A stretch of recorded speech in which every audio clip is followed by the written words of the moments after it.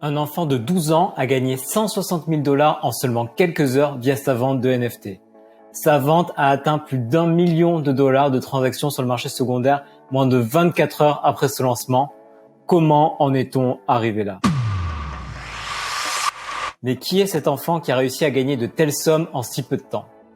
Benjamin est un enfant de 12 ans qui habite à Londres. Son père est développeur et il a appris à coder dès l'âge de 6 ans. Durant les 5 à 6 dernières années, c'est-à-dire entre l'âge de 6 ans et de 12 ans, il a appris principalement les langages du développement web, c'est-à-dire HTML, CSS et Bootstrap. À l'âge de 10 ans, il a réussi à compléter entièrement un cours en ligne, un MOOC, sur le langage de programmation JavaScript de l'association Free Code Camp, qui est une association qui milite pour former les gens au code. Il s'agit là d'un cours difficile et complexe qui lui a permis d'avoir une vue d'ensemble totale sur ce langage de programmation JavaScript et qui lui a aussi demandé de réaliser un projet en JavaScript. Après cela, il s'est ensuite dirigé vers des challenges de code, c'est-à-dire des problèmes appliqués au monde du code pour améliorer son niveau et se fixer de nouveaux défis. Il s'intéresse ensuite à la blockchain.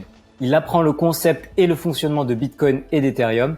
Puis, dans la foulée, il découvre les NFT puisque ceux-ci sont liés à l'écosystème Ethereum. C'est ainsi qu'il crée ses tout premiers NFT directement sur OpenSea avec 40 images qu'il a réalisées sur Photoshop. Mais à ce moment-là, ça ne prend absolument pas et strictement rien ne se vend. Ce premier projet est pour lui un pur échec. On peut aussi ajouter que ces 40 premiers NFT qu'il a produits sont particulièrement moches, notamment par rapport aux standards du milieu du NFT. Il met alors de côté ces 40 images et décide de se lancer dans un nouveau projet. Il est inspiré par les CryptoPunks et veut créer le concept de Weird Ways, c'est-à-dire une collection de collectibles de plusieurs milliers de NFT, en l'occurrence 3350, qui sont générés algorithmiquement avec différents niveaux de rareté. Avant même de commencer son projet, il tombe sur un tweet de Vi. Vi étant l'un des membres des Bored Ape Yacht Club, dont on a parlé dans une vidéo précédente et qui est aussi à l'origine du projet Boring Banana. Vi a indiqué dans un de ses tweets que les acheteurs de l'un de ces NFT, donc des Boring Banana, obtiendrait l'accès à un ensemble de vidéos live ainsi que les replays où il explique pas à pas comment il a réalisé techniquement son projet.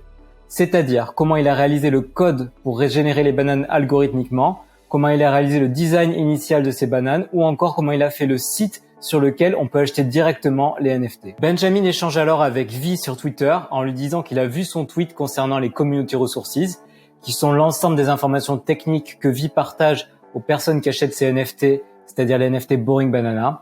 Cependant, n'ayant que 12 ans, il ne peut pas acheter un de ces NFT lui-même, il ne peut pas acquérir un Boring Banana. Vi va alors lui donner un coup de pouce et lui offre gratuitement 3 NFT Boring Banana qui lui permettent ainsi d'accéder à l'ensemble des ressources qu'il partage. C'est ainsi que grâce aux ressources auxquelles il a pu accéder grâce à l'aide de Vi, mais aussi en étant aidé par son père, il va pouvoir créer les images de sa collection et le site internet associé pour pouvoir acheter directement les NFT dessus. Il lance ainsi sa collection de 3350 baleines, a vendu chacune 0,025 Ether, ce qui est tout à fait incroyable pour un enfant de 12 ans. À ce moment-là, certains gros comptes apprennent cette histoire sur Twitter, comme Dan Verno ou Trop Farmer, et c'est l'emballement soudain, la collection est vendue intégralement en quelques minutes. Puis, les ventes sur le marché secondaire s'emballent et les prix grimpent. Alors que pour rappel, les ventes sur le marché primaire étaient à 0,025 Ether, les prix grimpent sur le marché secondaire à 0,2 Ether en seulement quelques minutes. Puis, un événement inattendu va tout faire basculer. Des rumeurs arrivent indiquant que ce n'est finalement pas Benjamin, cet enfant de 12 ans qui a créé la collection, et les prix chutent alors à nouveau à 0,03 seulement quelques minutes plus tard. Finalement, Benjamin va apporter des preuves indiquant que c'est bien lui qui a créé cette collection de NFT et les ventes s'emballent alors à nouveau jusqu'à atteindre 0,4 Ether seulement quelques heures après la sortie de la collection. Un seul de ces 3350 NFT s'est d'ailleurs vendu à un prix incroyable de 3 Ether, soit plus de 6 000 $. Et en 24 heures, le volume de transactions sur le marché secondaire a dépassé le $1 million. Aujourd'hui, Benjamin, malgré son très jeune âge de 12 ans, est devenu un artiste reconnu dans le milieu de NFT et tous ses tweets sont désormais scrutés. Son ancienne collection de 40 NFT vendus sur OpenSea dont on a parlé au début de cette vidéo a d'ailleurs ensuite été rachetée en un éclair et les prix ont été multipliés par 100 depuis. Cette histoire nous enseignait un point fondamental du milieu des NFT et de l'art en général. On n'achète pas de l'art, on n'achète pas un projet, on achète avant tout une histoire. Si vous voulez faire de l'argent, vous devez avant tout créer une belle histoire. Et ainsi, vous pourrez vendre votre art. Voilà, cette vidéo est maintenant terminée. Je vous laisse mettre un petit pouce bleu en bas de cette vidéo et à vous abonner à cette chaîne. Je vous laisse aussi m'indiquer dans les commentaires ce que vous avez pensé de cette histoire et si vous avez d'autres thèmes de vidéos que vous voudriez que je traite par la suite. Je vous dis à très bientôt et à la prochaine.